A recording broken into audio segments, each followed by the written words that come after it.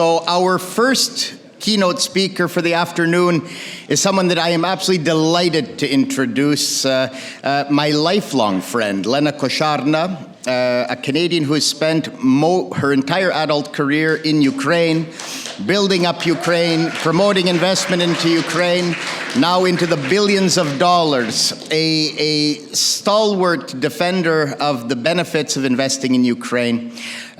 Just a beautiful human being, a spiritualist, and the most optimistic person I know. Without further ado, I invite Lenna Koszarny to the stage. Wow, thank you so much. Hold on a second, let's go back.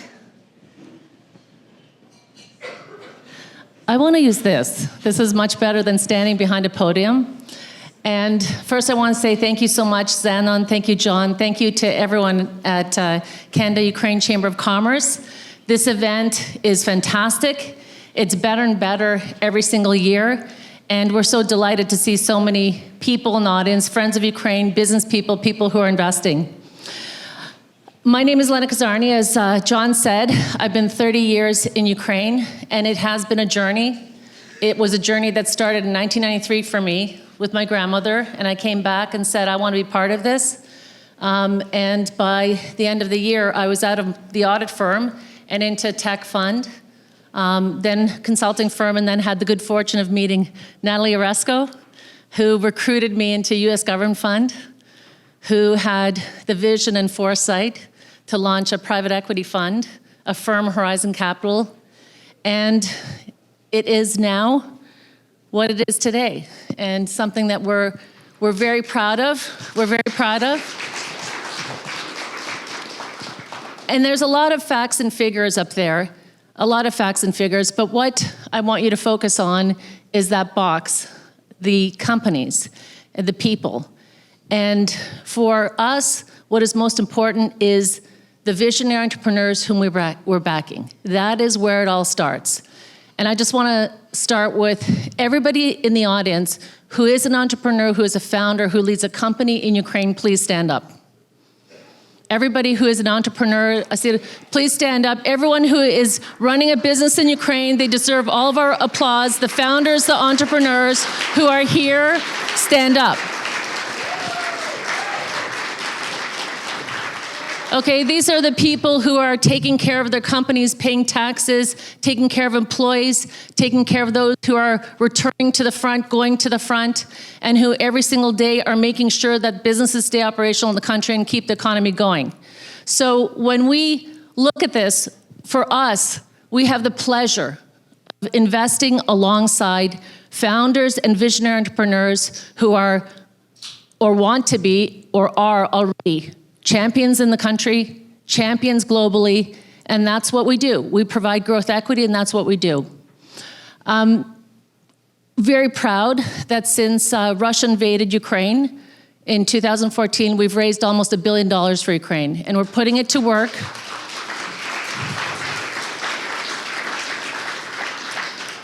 We're not waiting for the war to be over.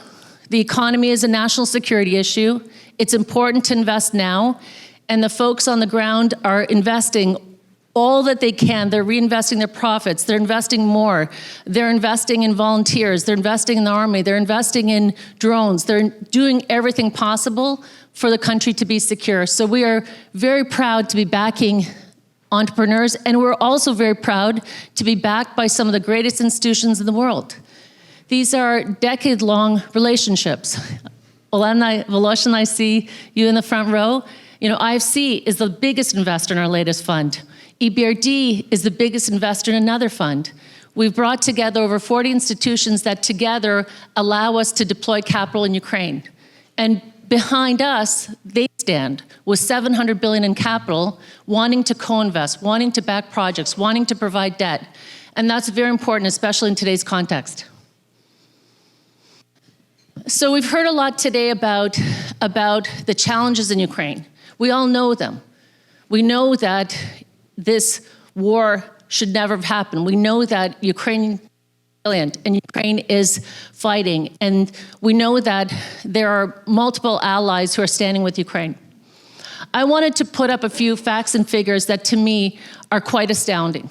quite astounding, and we need to cut through perceptions, and we need to make sure that these numbers get out.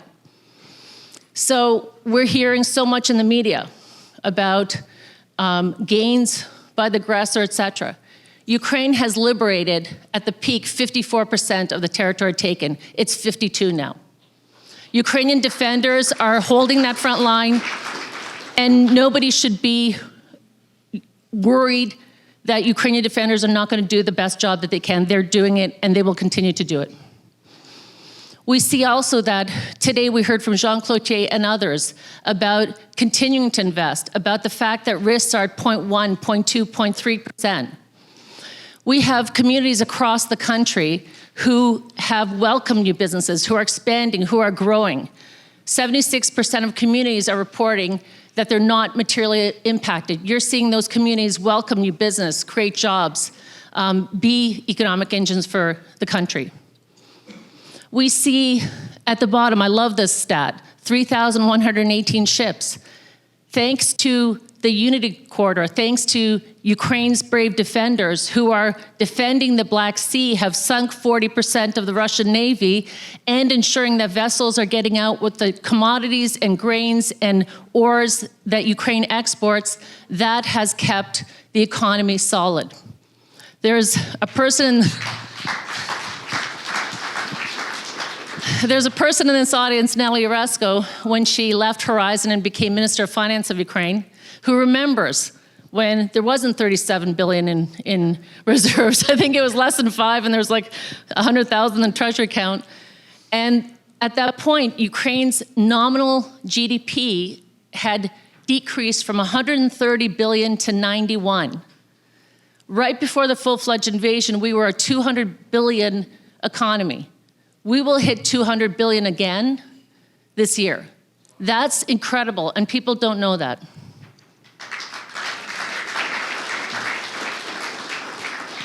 Of course, because of tremendous support.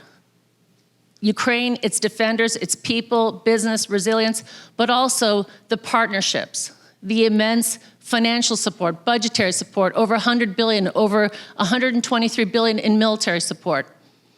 And whatever the headlines say, no one makes this kind of investment into country and walks away from it. We're confident that Ukraine's allies will continue to back the country in 2025 and beyond. I'm not going to spend too much time on this because I want to get to a few of my key points, and I know that I've got 7 minutes left. But clearly, these kinds of indicators show the resilience of business on the ground, the continued operations, the continued on retail, the active SMEs. But here's what I really want to talk about today. I want to talk about equity. I want to talk about how scarce equity is in Ukraine and how important it is to mobilize equity for Ukraine. And this is something when we hear about, bankable projects, when we hear about IFIs having debt to put to work, we as a group, and I challenge everyone in this audience and beyond, to look at how to put equity into project, to be deal makers. You are deal makers today, but also to continue to be deal makers. Because what is really important is that first equity. 1 million can catalyze a 10 million project. 10 million can catalyze 100 million. 100 million can catalyze a billion. How is that possible? Because that first equity that knows what it's doing in the ground, in Ukraine, on the ground, that first $1 million, the first dollar, brings in another 3 to 4 of catalytic equity. And then that brings $5 in debt. And that's really the 10x multiplier effect that we see when you put equity to work in Ukraine. And that's really been our focus since the full-fledged invasion. When the full-fledged invasion started, like most businesses on the ground, we're typically the only investor alongside our founders. 26,000 people throughout the country, in the companies that we back. We're focused on safety, on security, on resilience, on ensuring operations. And then we return to what we know how to do and what we love to do, and that's to raise a fund. And we raised, and remember what I said about equity, because equity is so important. Because that first equity that comes into company, that's catalytic, that also allows for debt to come in, that's really crucial. So we reached out to our partners. We're proud of their backing.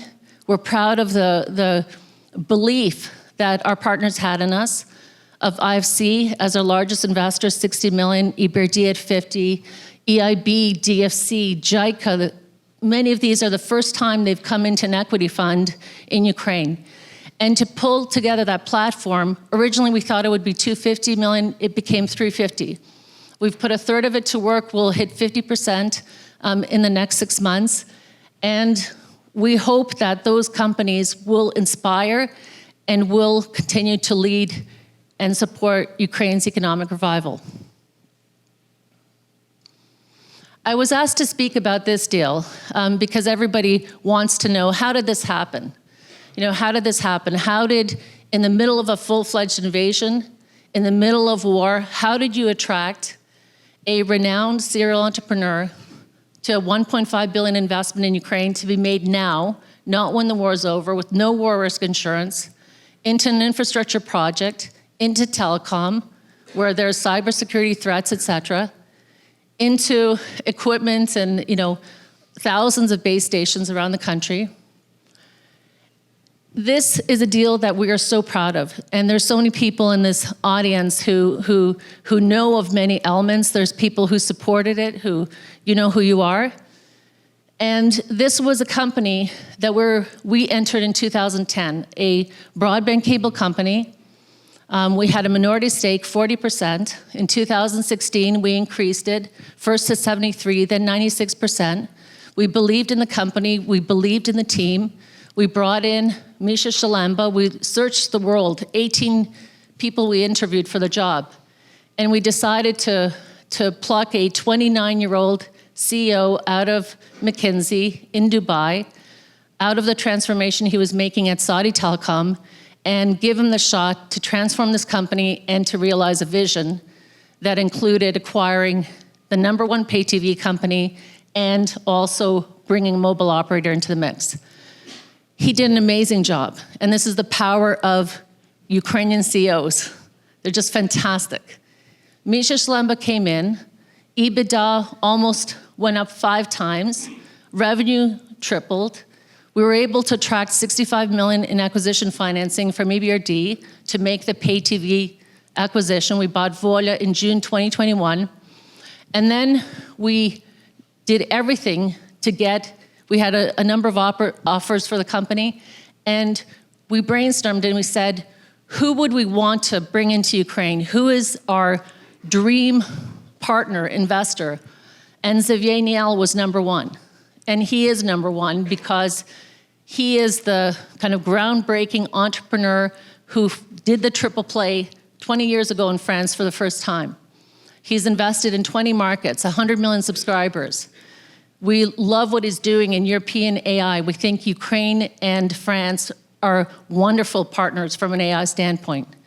He's invested 200 million euros in European AI to build the first supercomputer in the EU. This is the kind of people we want in Ukraine, investing in Ukraine.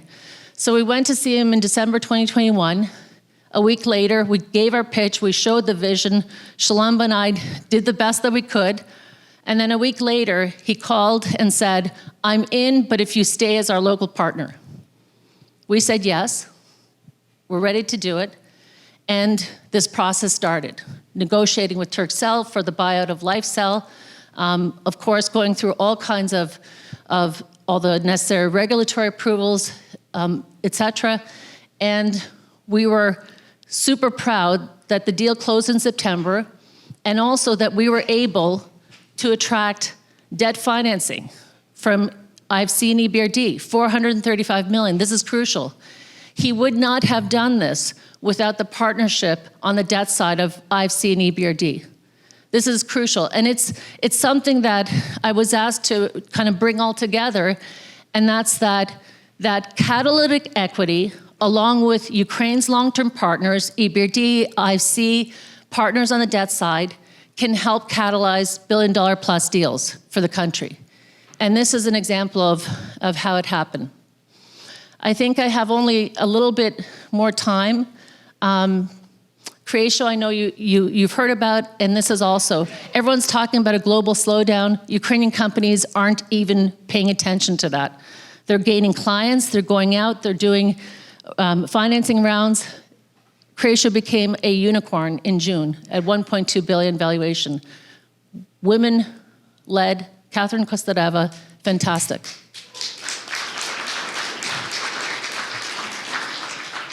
Okay, I'm going to go over for 1 minute, and this is something that I want all of you to be left with, and please take a picture of this. You might be able to download these slides, but we are at a very critical moment. We are at a very critical moment. We have a new US administration coming in.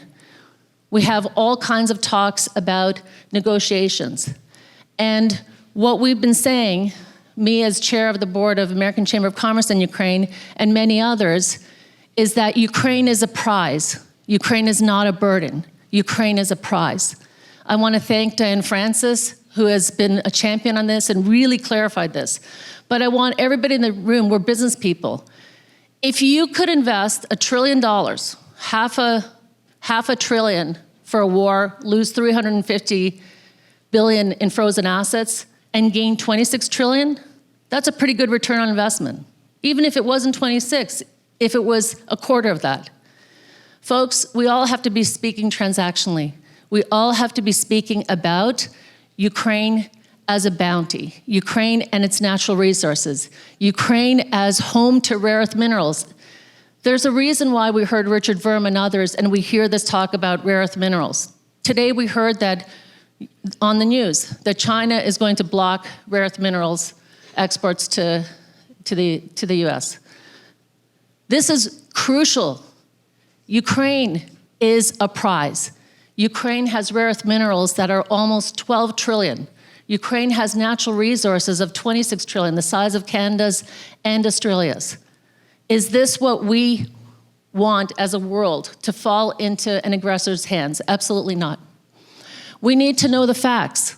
We are a global leader in agriculture. We feed 400 million people. Ukraine is on track to achieve gas independence. How many people knew that we've drilled 326 new gas wells since the start of the full-fledged invasion? That's incredible. Folks don't know this. Green energy, we heard about renewables. We heard about the opportunities for energy. It's a growing segment, and frankly, every sector in Ukraine is a sector where you can find a partner, you can invest equity, and you can make a great return. And the fact that we are here after 18 years of investing in the country, earning attractive returns, I think is a testament to that. The defense industrial sector. This is a sector that is estimated to have capacity of $20 billion.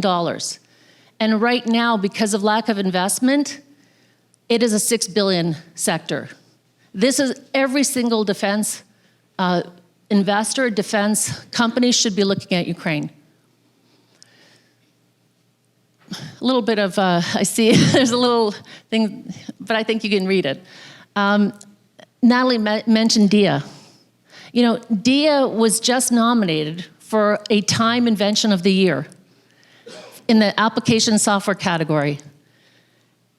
We are a tech powerhouse, and that becomes even more important in an AI-driven world. Some of the best companies, some of the foremost specialists are in Ukraine.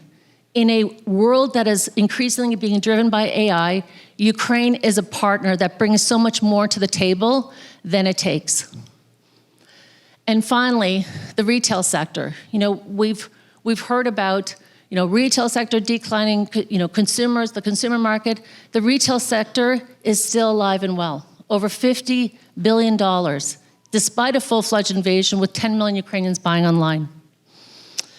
So that's it. I hope I didn't go too much over.